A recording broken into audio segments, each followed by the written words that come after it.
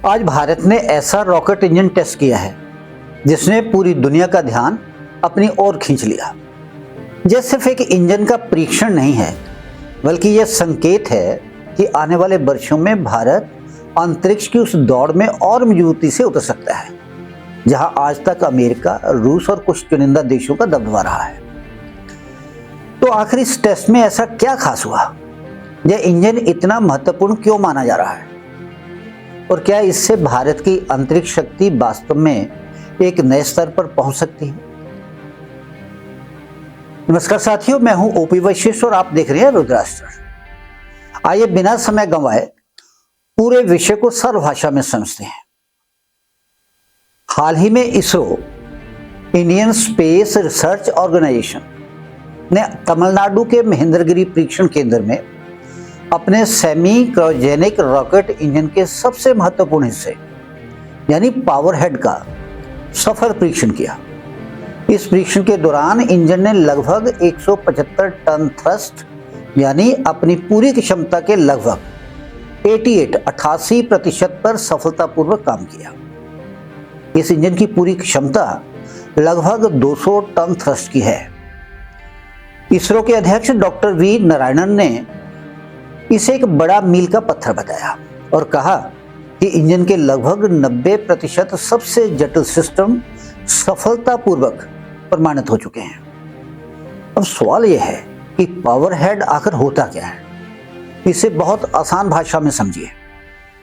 किसी भी rocket engine में केवल ईंधन जलाना ही सबसे कठिन काम नहीं होता। असली चुनौती यह होती है कि ईंधन और ऑक्सीजन को बहुत अधिक दबाव के साथ सही मात्रा में सही समय पर इंजन तक पहुंचाया जाए। यही काम करता है पावर हेड। यहीं पर high speed turbo pump, control valve, sensor और कई महत्वपूर्ण सिस्टम मिलकर काम करते हैं। अगर इसकी इंसान के शरीर से तुलना करें तो इसे रॉकेट इंजन का दिल और दिमाग दोनों कहा जा सकता है। यदि यह सफल हो जाए तो पूरे इंजन के सफल बनने की संभावना बहुत बढ़ जाती है।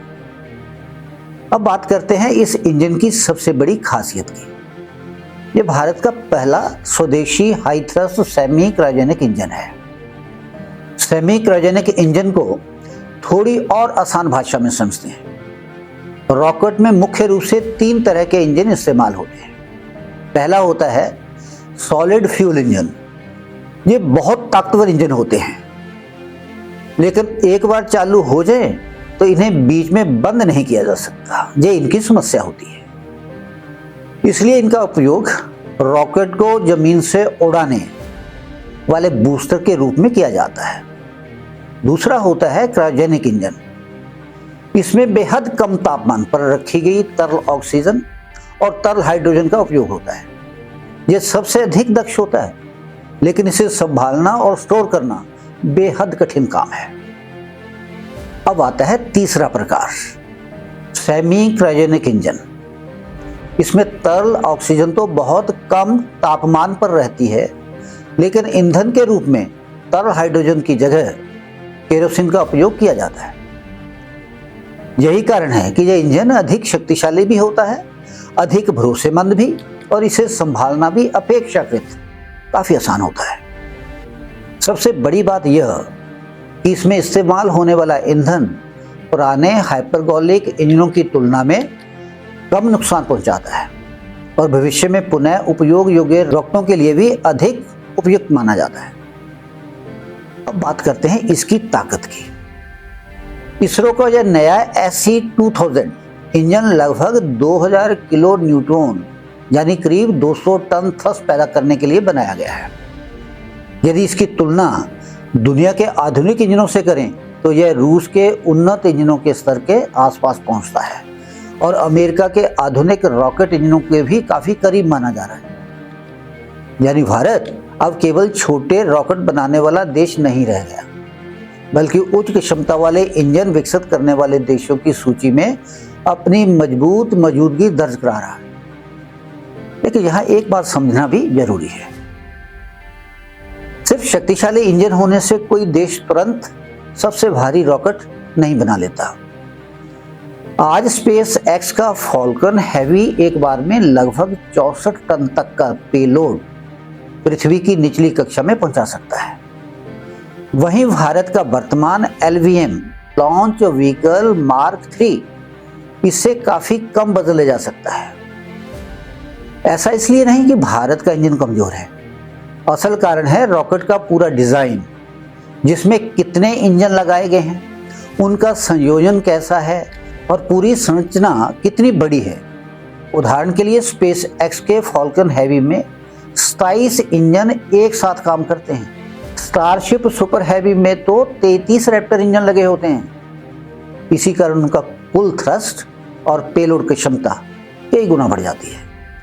इसरो भी अब भविष्य के अपने नेक्स्ट जनरेशन लॉन्च व्हीकल में कई सेमी क्रायोजेनिक इंजनों को एक साथ जोड़ने की दिशा में काम कर रहा है।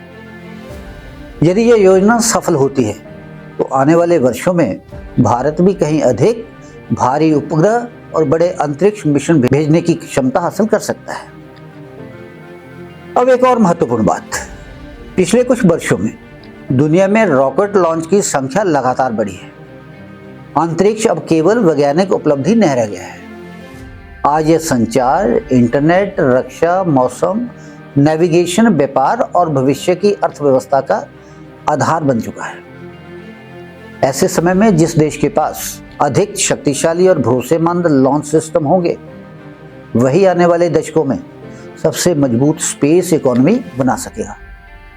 यही कारण है कि इसरो का ये परीक्षण केवल एक तकनीकी उपलब्धि नहीं, बल्कि भारत की भविष्य की रणनीतिक तैयारी का भी एक संकेत माना जा रहा है। अब सबसे बड़ा सवाल, क्या भारत आज ही अमेरिका या स्पेस एक्स की बराबरी कर चुका है? इसका जवाब है अभी नहीं। लेकिन क्या भारत सही दिशा में तेजी से आगे बढ़ रहा है? बिल्कुल आगे बढ़ रहा है, क्योंकि सबसे कठिन काम होता है ऐसी तकनीक विकसित करना, और इसरो ने उसी दिशा में एक बहुत मजबूत कदम बढ़ाया है।